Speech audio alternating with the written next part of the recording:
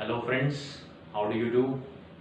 This is Yogesh Popat and today again we are here with a very interesting topic that you observe in your daily life, which is very much related to your activities, daily activities, and the topic is force.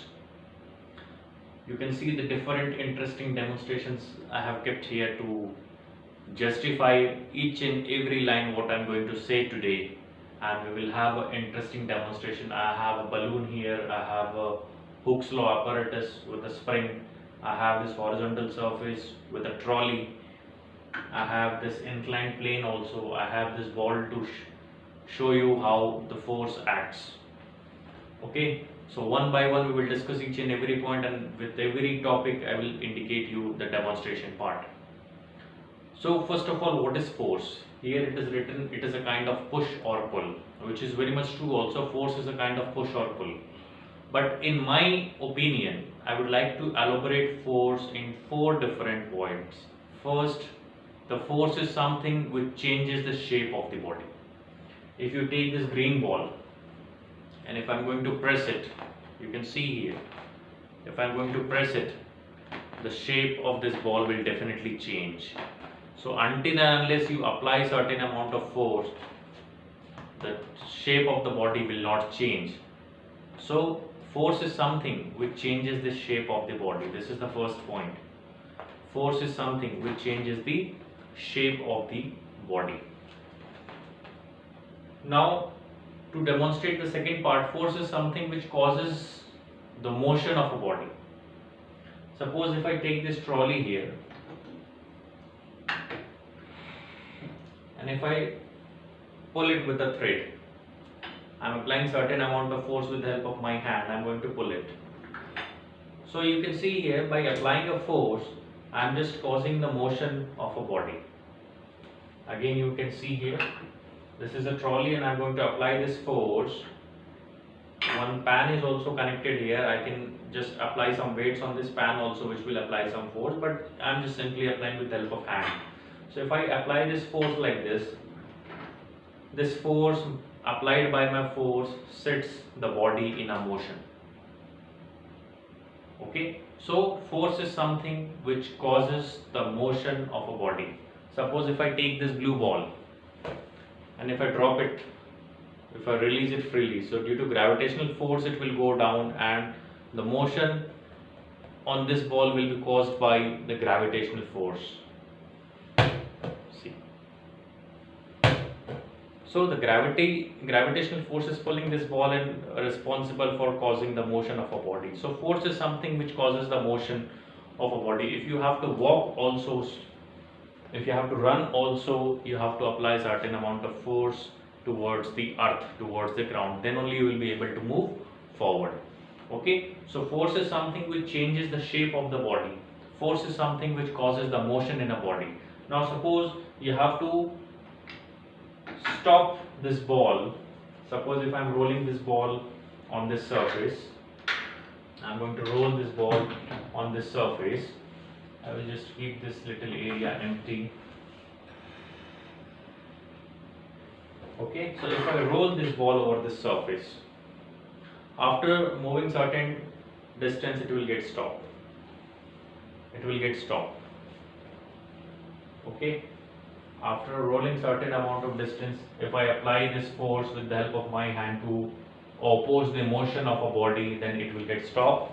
And if I don't apply this force also, after traveling a certain distance, this ball will get stopped due to frictional force of the surface. So force is responsible for causing the motion of a body, as well as force is responsible for stopping, for seizing the motion of a body. So force is responsible for changing the shape, force is responsible for causing the motion in a body, force is responsible for stopping the body, seizing the motion of a body, and last, force is responsible for causing the change in direction of motion of a body. If you're traveling in a straight line in your car or you're riding a bike, whenever a sharp turn comes, you have to apply a certain amount of force to direct your car or to direct your bike to overcome or to travel on that turn. So without application of force, you won't be able to change the direction of motion of a body. I have this pendulum bob here. If you see, if I roll it again slowly, what I'm doing, I'm just changing the direction of the motion of a bob by applying certain amount of force. What I'm doing, I'm applying the force at this point of a bob, and this bob is moving in approximately uniform circular motion. So in uniform circular motion, if you see in the last chapter also we have discussed key in uniform circular motion, the direction of motion or the direction of velocity continuously changes. If I stop applying force, this bob will comes at rest. So without application of force, the direction of motion of a body will not change. I am just applying a force on this bob, and you can see this bob is moving in a uniform circular motion on a circular path. At circular path, if you draw a tangent at any point, that tangent will give the direction of motion of a body, direction of velocity of a body at that particular point. And if I stop applying force, this pendulum bob will comes at rest. Okay, so all these four statements I have justified with the help of a small demonstration. Changes the shape of a body, causes the motion in a body, stops the motion of a body, and causes the change in direction of motion of a body. You must have seen cricket matches. After putting the force with the help of a bat, the direction of ball changes. Okay, so this is what force is. Force is a push or pull, and these four properties are also applicable for force. Now we'll come to the discussion of different types of forces. What are the different types of forces? In this category, we have to discuss here two types of forces, two category of forces: balanced and unbalanced force, and contact and non-contact force. Now if we talk about, I will just remove these demonstrations from here, and one by one I will keep it here.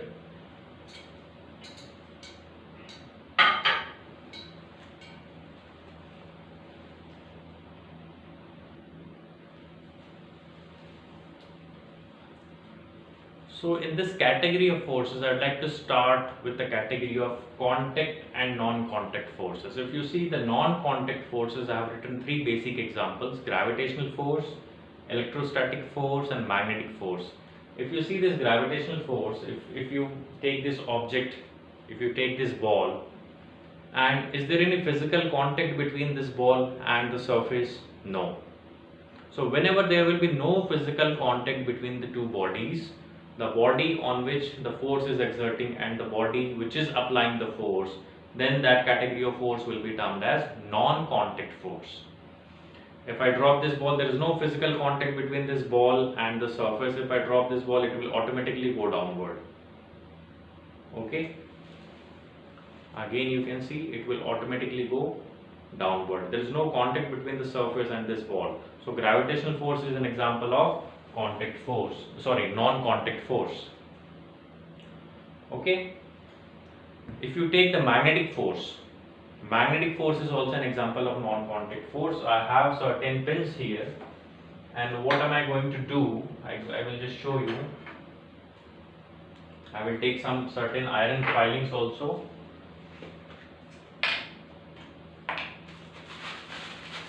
These are some iron filings. I am going to spread these iron filings here.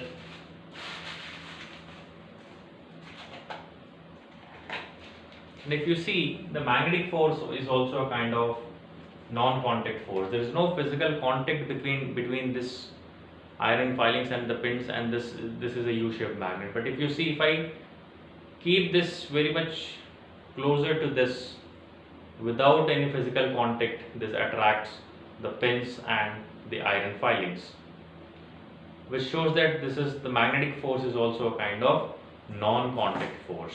You have seen, you have observed that without any physical contact, this U-shaped magnet has attracted the pins and the iron filings.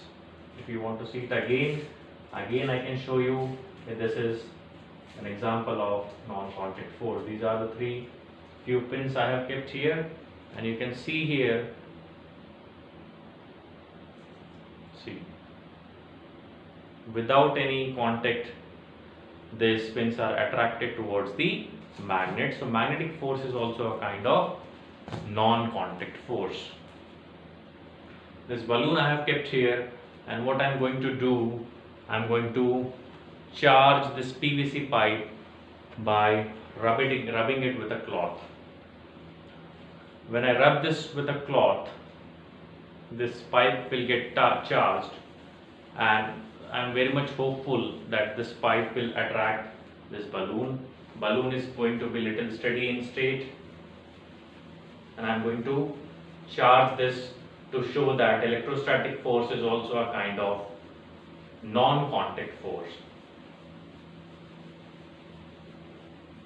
Now this cloth is also charged and this pipe is also charged. If you see this balloon will get attracted or maybe get repelled towards this. You can see the moment. Yes, you can see this moment. You can see this moment. There is no physical contact. There is no physical contact between the pipe and the ball, but still there is a moment in the ball. You can see this. Yes. Yes. You can see the moment. Okay, so there is no contact between this charged PVC pipe and the balloon, but still there is a moment in the balloon due to this charged pipe. The balloon is uncharged and this pipe was charged. So due to the charges, the electrostatic force at the interaction takes place between the two charged bodies, or one charged or one uncharged body. That means electrostatic force is also a kind of non-contact force. So I have shown you these three demonstrations: gravitational force, electrostatic force and magnetic force. These three are in the category of non-contact forces. Whenever there will be no physical contact between the two bodies, then that category of force will be termed as non-contact forces. Okay.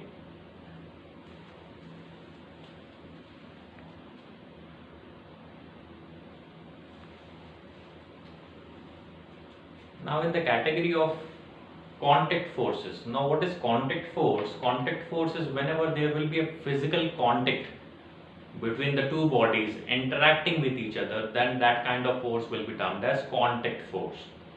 Suppose if I am keeping this block on this surface, and what I am going to do, I am going to pull this block on this surface. So whenever the two surface comes in contact during motion, there acts a frictional force. Frictional force is an opposing force which causes the opposition to the motion of a body. If you see here, I have drawn this diagram. If this is a table and if this block is kept over here, and if the direction of applied force in that direction, if I reverse the direction of force just to explain you, suppose this is the block which is kept over here, and if I apply the direction of force to be this side, I am pulling this block in this side. So this is the applied force applied by my hand, and the frictional force will act in that direction. The motion is in this direction and the frictional force will act in that direction. So frictional force is indicated by F here, and this Fa is the applied force. So whenever the two bodies or the two surfaces comes in contact with each other, there acts a frictional force. So frictional force is a kind of contact force. Restoring force, if you see, I will just show you the restoring force. What is restoring force? You can see here in the diagram. If you take a spring and if you stretch it with the help of application of applied force Fa, there exists a opposite force which automatically developed in the spring in the opposite direction, and this force is called restoring force. The restoring force is the force which tends to regain the original configuration of a body. Suppose if I show you a ball, which I have shown you already, suppose if I take this ball and if I compress it, then the restoring force will be developed opposite to the direction of this force, and as soon as I release this force, this body will regain its original configuration. Okay, so what is restoring force? Restoring force acts on any of the body. It doesn't matter that it is a spring or any of the body. Restoring force acts on any body, any surface, whether it is a soft surface or a hard surface, but the restoring force acts on every body. In some cases, if you take this wooden surface, if I apply the force, there is no change in the dimension of this block, but there is a change which is not observable with the help of naked eye. The intermolecular distance will definitely change. Okay, so as soon as I remove this force, this surface also regain its original configuration. If you take this spring, I will show you one demonstration with the help of spring also. If I take this spring here, I have this block, this Hooke's law apparatus also, which consists of one spring. Okay, this is the spring. If I keep this weight here, this spring will automatically get stretched. The elongation is in this direction. This is the direction of elongation of a spring. So the restoring force will automatically develop in the opposite direction. As soon as I remove these weights, it automatically gets up. So some force is responsible for regaining the original configuration, and that force is called restoring force. In case of compression also it will take place. If you compress the body, again the restoring force develops in the opposite direction. Okay, I have this spring also. With the help of this spring also we can understand the restoring force. I will just keep this to be here, and I am going to attach this spring here. This will take just 2 minutes time.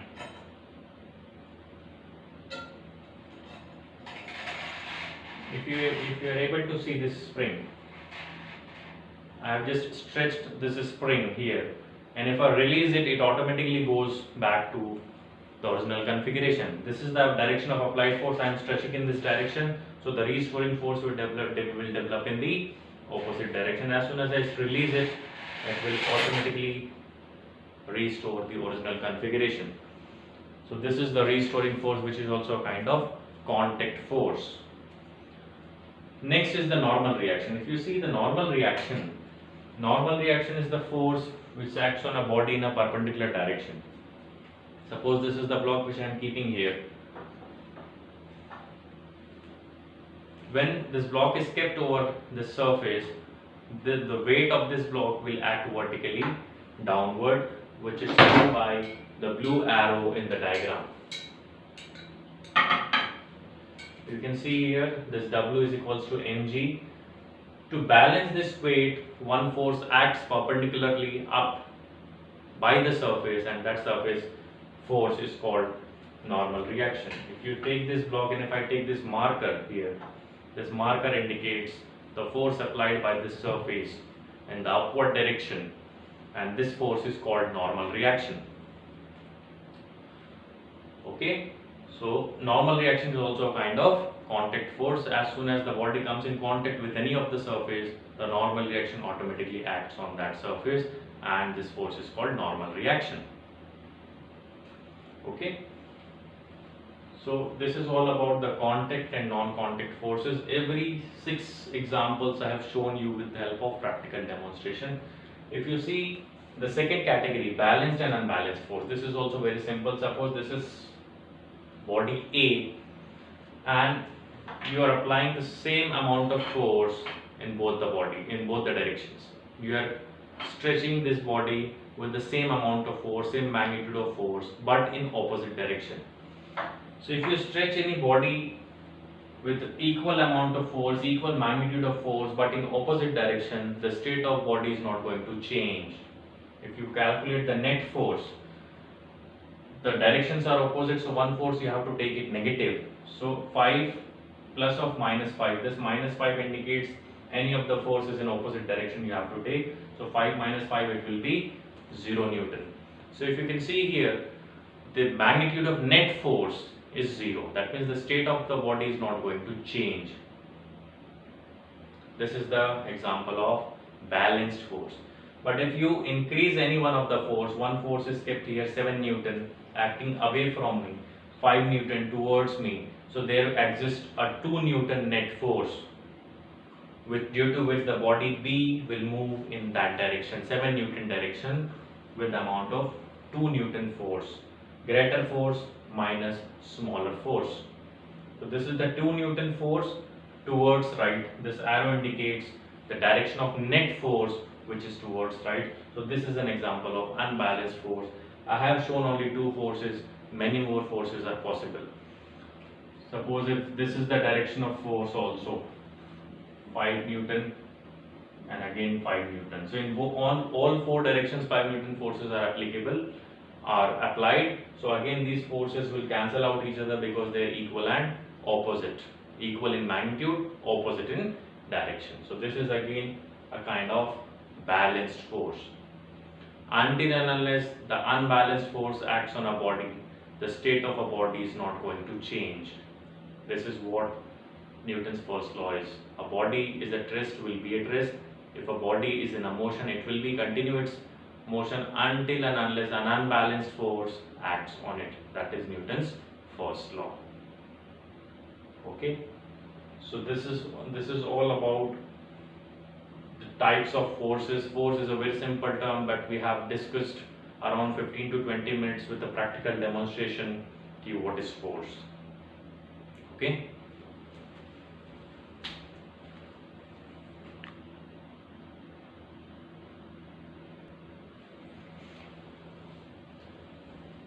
One more force I have for you. I will just show you. This is the basic concept of rocket propulsion or rocket launching.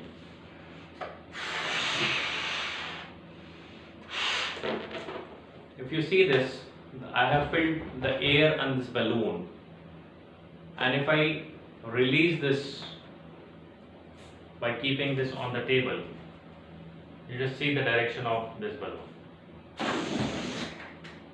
It moved in upward direction. The reason behind is, if you see here, I will just draw the diagram here. If you see this rocket, the exhaust gases comes out and apply certain amount of force in downward direction, due to which this balloon or the rocket goes up. This is the exhaust gases, and this is the direction of force acting on the rocket, which is called upthrust. So this is also kind of contact force. As soon as the air molecules comes in contact with the surface, then only that will apply the force on the surface, due to the exhaust gases, the rocket will move up or the balloon will move up. So this is also a kind of contact force applied by the exhaust gases during rocket propulsion. Now the frictional force have a very important significance in our daily life. It is a kind of necessary evil. Friction is necessary also, and it is an evil also. Without friction you cannot write, without friction you cannot walk. But if you see in machineries, if the friction happens, then the wear and tear of the machines happens. Friction takes place in your tires of the vehicle, which damages the tire also. But without friction, the tire will not move also. So friction is a kind of necessary evil. It depends on the surface. More rough the surface will be, more friction will be there. I have here two weights of equal block. One I have kept with the paper surface, and on the other I have put it sellotape. We just need to see which block will comes down first, or which block will move first, and we'll be able to discuss how the friction depends on the surface. More rough will be the surface, more friction will be there. This is the plastic ball. I am keeping it in the extreme left, and this is the surface with the paper. I am keeping it in this right direction. You just need to observe which block is moving first. And I have this different angles here. I can show you these different angles are here, or we can discuss it one by one also. We can discuss it one by one, there is no issue, or we can discuss it together also, there is no issue. We just need to observe which block will come first. I'm going to move it slowly.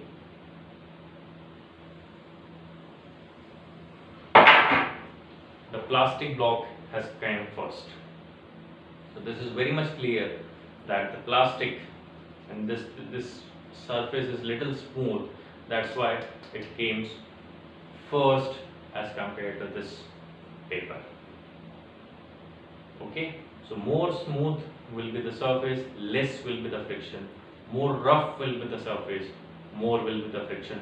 We will have a detailed discussion on this friction. Maybe in the next class we will dedicate one complete lecture for friction only.